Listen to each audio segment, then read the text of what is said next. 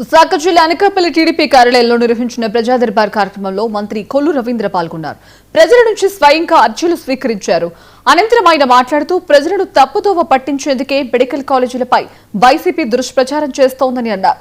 పేదలకు వైద్య సేవలు అందడం వైసీపీకి ఇష్టం లేదని, అందుకే తప్పుడు ప్రచారం చేస్తున్నారని విమర్శించారు. కూటమి ప్రభుత్వం రాష్ట్రానికి పెట్టుబడులు తీసుకొస్తుంటే జగన్ వారిని భయపెడుతున్నారని మండిపడ్డారు.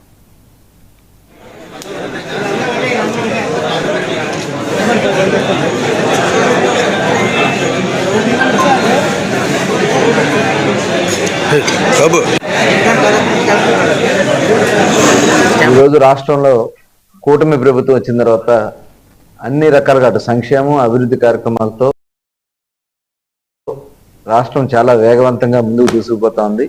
రాష్ట్రాన్ని గతంలో ఆంధ్ర రాష్ట్రానికి చూడాలంటే భయపడే సంస్థలు చాలా సంస్థలు ఇవాళ ఆంధ్ర రాష్ట్రానికి వచ్చి ఇన్వెస్ట్మెంట్లు పెడుతూ గూగుల్ లాంటి అత్యంత ప్రతిష్టాత్మకమైనటువంటి సంస్థలు కూడా మన ఆంధ్రప్రదేశ్ రాష్ట్రానికి రావడం నిజంగా ఇది చాలా శుభ పరిణామం. గౌరవ ముఖ్యమంత్రి వర్యులు నారా చంద్రబాబు నాయుడు గారు ఒక దూరదృష్టితో ఈ రాష్ట్ర నిర్మాణం కోసం చేసినటువంటి విభజన తర్వాత చేసినటువంటి ప్రయత్నాల్ని గత 5 సంవత్సరాలు అంత సర్వనాశనం చేసి 5 సంవత్సరాలు ప్రజల్ని భయభ్రాంతులతో గడిపినటువంటి పరిస్థితి చేసినటువంటి వ్యక్తి జగన్మోహన్ రెడ్డి.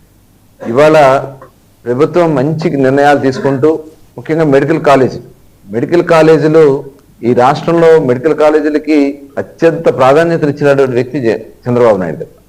ఆ రోజున ఇంజనీరింగ్ కానీ మెడికల్ కాలేజెస్ కానీ ఉమ్మడి రాష్ట్రంలో ప్రతి జిల్లాకి ఒక మెడికల్ కాలేజ్ ఉండాలని చెప్పి ఏర్పాటు చేయించడం, ఆ రోజు 40 కాలేజీల్లో ఉన్నటువంటి ఇంజనీరింగ్ కాలేజీని దాదాపు 400 కాలేజీలు చేసినటువంటి పరిస్థితి కానీ అవన్నీ కూడా రాష్ట్ర యువతకి చాలా ఉపయోగపడింది. కానీ జగన్మోహన్ రెడ్డి గారు మొన్న మెడికల్ కాలేజీ పేరుతో కేంద్రం మరి ఆ రోజున కొన్ని అనౌన్స్ చేస్తే గవర్నమెంట్ మెడికల్ కాలేజ్ కింద దాదాపు 17 కాలేజీలు అని చెప్పి స్టార్ట్ చేసినట్టుగా అక్కడ సరిగ్గా ల్యాండ్ ఎక్విజిషన్ జరగలేదు. చాలా చోట్ల అసలు ఫౌండేషన్ కూడా వేయలేదు.